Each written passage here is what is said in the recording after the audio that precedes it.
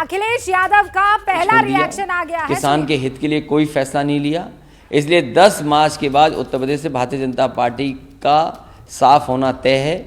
और 10 तारीख के बाद जो समाजवादी पार्टी ने संकल्प लिया है कि यहाँ के गरीबों का, यहाँ के लोगों का 300 यूनिट बिजली के लिए कोई बिल नहीं आएगा, शून्य उनका बिल होगा। साथ ही साथ आगे पढ़ाई करने वाले नौजवानों को लैपटॉप भी देने का काम समाजवादी सरकार में होगा। समाजवादी ने मन बना लिया, अभी ट्वीट भी हो गया, उस पर लगातार वो ट्रेंड भी कर रहा है। 10 मार्च आ रहे हैं अखिलेश। ये तो वर्कर्स और जनता तय कर रही है कि किस तरीके से वो ले रहे हैं इस बात को। जहाँ तक ट्रेंड का मामला है, लेकिन उत्तर प्रदेश की जनता बदलाव चाहती है और ये तारीखें बदलाव की हैं। शुरुआत हो रही है 10 फरवरी से और 10 मार्च तक परिणाम आएगा। उत्तर प्रदेश की जनता बहुत दिनों से बदलाव का इंतज़ार कर रही थी। इतने दिनों में महंगाई बढ़ी है, बेरोजगारी बढ़ी है, किसानों पे झूठे मुकदमे लगे हैं, अल्पसंख्यकों के साथ भेदभाव हुआ है, नफरत की राजनीति हुई है। इन्होंने लगातार सरकार में बैठ कर के अधिकारियों के माध्यम से लोगों को सताया है, लोगों पे मुकदमे लगे हैं। यहाँ के पंचायत के चुनाव जिस समय देखे थे, उस समय क्या नहीं किया सरकार ने। इनके अधिकारी भारतीय जनता पार्टी के कार्यकर्ता नेता बन गए थे, जो चुनाव लड़ने वाले थे उनके पर्चे छीनने गए।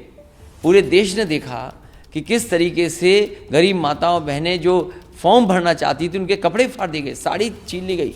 कोविड के समय पर देखा है लोगों ने कि किस तरीके से उनके परिवार के लोगों को ऑक्सीजन नहीं मिली, दवाई नहीं मिली, बिस्तर नहीं मिला। अब भारतीय जनता पार्टी का जाना तय है। इन्हीं तारीखों के लिए जनता इंतज़ार कर रही थी, किसान इंतज़ार कर रहा था, व्यापारी इंतज़ार कर रहा था, नौजवान इंतज़ार कर रहा था। 10 मार्च के बाद उत्तर प्रदेश से भारतीय जनता पार्टी का सफाया होगा। तो चुनाव के शुरू होने में लगभग सिर्फ 1 महीने का वक्त बचा है, लेकिन उस समय कोविड आ गया है, जिसके चलते 15 जनवरी तक सभी तरह की रैलियों पर पाबंदी लगा दी गई। खाली 5 लोग डोर टू डोर कैंपेन करेंगे। साथ में ये भी कहा गया है कि ऑनलाइन और वर्चुअल को भी प्रोत्साहन किया जाए। 15 जनवरी तक किस तरह से देखते हैं, जो क्योंकि समाजवादी के भी कई प्लान थे रथ यात्रा। इलेक्शन कमीशन ने जो शर्तें रखी उनका शर्तों का पालन होगा और अगर वो डोर टू डोर कम लोगों के साथ और जो नियम बने उनका पालन करते हुए प्रचार करना होगा तो प्रचार करेंगे। ये इलेक्शन कमीशन को सख्ती सरकार के लिए रखनी चाहिए, क्योंकि सरकार यहाँ पर मनमानी करेगी। पिछले चुनाव में भी मैंने देखा कि किसी भी नियम को इस सरकार ने नहीं माना। इसलिए इलेक्शन कमीशन कम से कम ये निगरानी रखे कि सरकार में बैठे लोग उनके नियमों का पालन करें। सर, एक और सवाल है इसी से जुड़ा हुआ। आज आपने अभी प्रेस कॉन्फ्रेंस करी थी। प्रेस कॉन्फ्रेंस में जब ये पूछा गया कि अगर वर्चुअल के लिए, जैसे अभी 15 तक है, उसके बाद भी अगर वर्चुअल के लिए कह दिया जाता है कि वर्चुअल रैलीज करनी है, तो आप किस तरह से देखते हैं? आपने ये कहा था कि आप इलेक्शन कमीशन से डिमांड करेंगे फंड की, क्योंकि ये पहली बार ऐसा हो रहा है कि कोविड के समय पर इलेक्शन हो रहा है और इलेक्शन कमीशन भी तमाम नियमों को और तमाम नियम बनाए हैं। मेडिकल ऑफिसर्स, नोडल ऑफिसर्स बनाए गए हैं।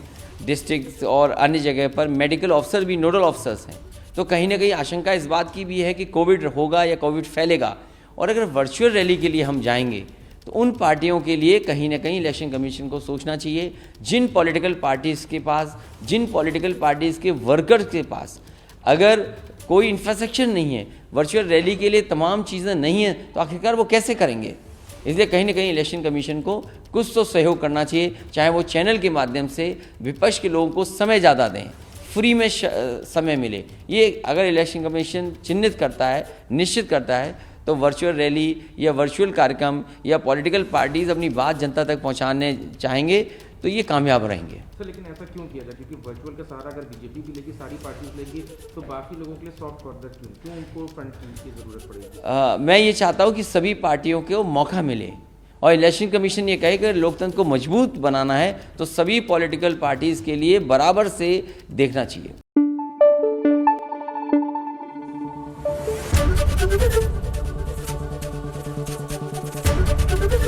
एबीपी न्यूज़ आपको रखे आगे।